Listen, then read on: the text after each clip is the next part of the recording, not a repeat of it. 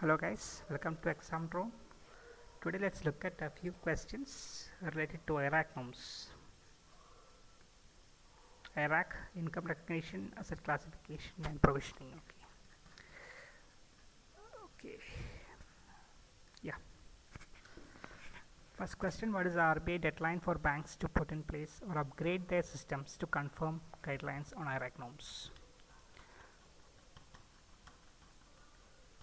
Yeah, this is as per the latest RBI circular, wherein banks were advised to have appropriate IT systems in place for identification of NPA and generation of related data returns.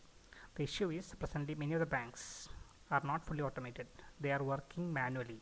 So most of the banks have a manual identification of NPA, and many banks are also overriding the system generated asset classification. Our system will generate an NPA status, banks will override that in a routine manner. That's what the RBI circular states, and RBI doesn't want that to happen.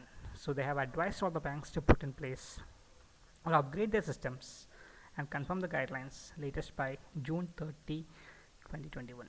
So answer to our question is June 30, 2021. Remember that. That's what IRAC it also already told. Income recognition, asset classification. That's answer. Which committee by RBI led to the formation of policy on IRAC norms? You have to remember that. Narasimham Committee. There's no other option. It was in the year 1992. Narasimham Committee recommended the formation of policy on IRAC norms. Fourth question. What is the criteria for classification of a short-term crop loan as an NPA? Now, how do you classify loans as an NPA? We'll see that question. We'll see that in a wholesome manner. Okay. Criteria for classification of various types of advances. You all know the basic concept of NPA, right? 90 days concept. If the interest due and charged during any quarter, if it's not fully serviced within 90 days from the end of the quarter, you have to consider it as an NPA. And the second option is if any advance is continuously out of order for a period of 90 days, then such liens also needs to be classified as NPA. Okay. So there is two concepts here. If the interest due and charged during any quarter, if it is not fully serviced within 90 days, it is an NPA. If any advance is continuously out of order for 90 days, then it is an NPA. Now what is out of order concept? Okay. Now there is two criteria by which account is considered an out of order. First is an account is treated as an out of order if the outstanding balance remains continuously in excess of the sanctioned limit or drawing power. If you have sanctioned 1 crore loan and the balance in the account is 1 crore 5 lakhs because the interest is charged on the loan, right? So for the last 3 months, if the balance in the account is 1 crore 5 lakh and sanctioned limit is only 1 crore, then the account is out of order. Such accounts will also be treated as NPA. Second aspect of out of order is the outstanding balance here is less than sanction limit. So let's take an example. Sanction limit is 1 crore. The outstanding balance is only 90 lakhs. Fine. But there are no credits continuously for 90 days.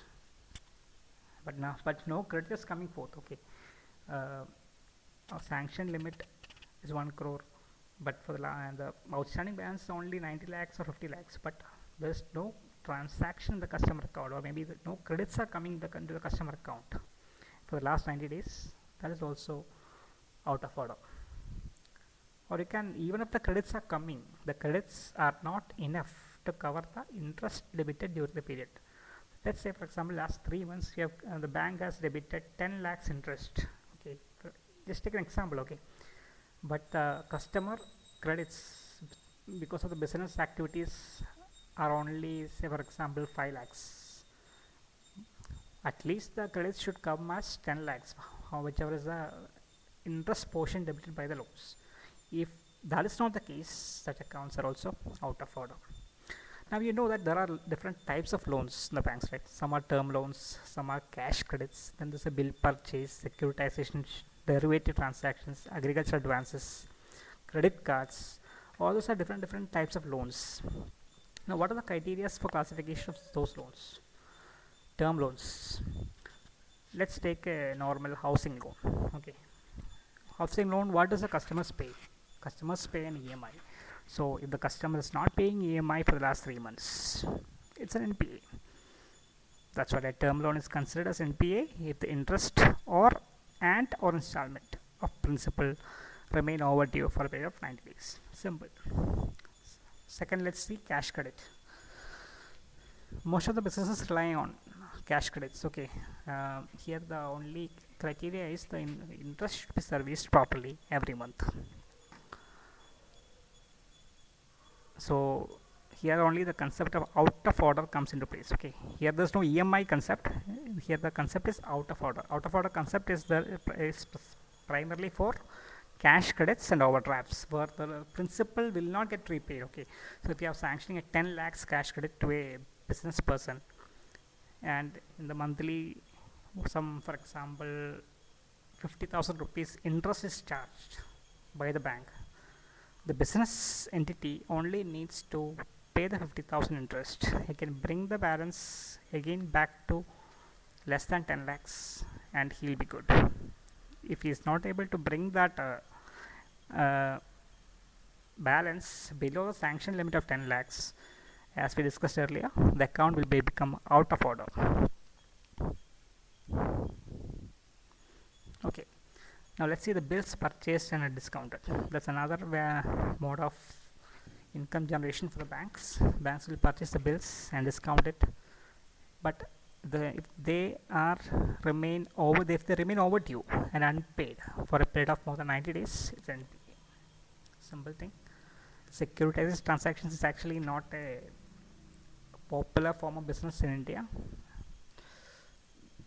Asset to be treated as NPA if the amount of liquidity facility remains outstanding for more than 90 days. Derivative transactions. Overdue receivables representing positive mark-to-market value of a derivative contract remains unpaid beyond 90 days. Again, now this is an important aspect. Agricultural advance. See, agricultural advance is considered into two types: short-term crop, long-term crop, long-duration crops. Short-duration crop, long-duration crop. Now, what is a long-duration crop here? Long-duration crop is actually the crops with crop season longer than 1 year and above. Okay, so, it will take, see, if you plant a banana, it will take more than 1 year for the banana tree to grow and produce a fruit out of it. So the customer will need more time to repay the loan. For such cases, for the long duration crops like banana, the principal or interest thereon remains overdue for one crop season. If it remains overdue for more than one crop season itself, it will be considered as an NPA. Remember, because the duration is long, you can't have more crop seasons, because then it will take 3-4 years. Okay, but for a short duration crop, if the principal or interest thereon remains overdue for 2 crop seasons only, then it will be considered as an NPA. Now there's credit cards. Simple thing. If it is not fully paid within 90 days from the next statement date. Okay, now let's go back to our question. What is the criteria for classification of a short-term crop loan as an NPA? Simple answer: if the principal or interest thereon remains overdue for 2 crop loans, 2 crop seasons. So what happens if what if the question was what is the criteria for classification of a long-term crop loan, long duration crop loan as an NPA? Then the answer will be option A, 1 crop season. Okay. Fifth question: which type of loan is considered as an NPA if it remains out of order for a continuous period of 90 days? As we discussed, in the case of term loan, it is EMIs, installments. Cash credit, that's where the out of order comes into place. Derivatives against the concept of 90 days, wherein the mark to market will come in place. Agriculture advances we already discussed here. It's related to the crop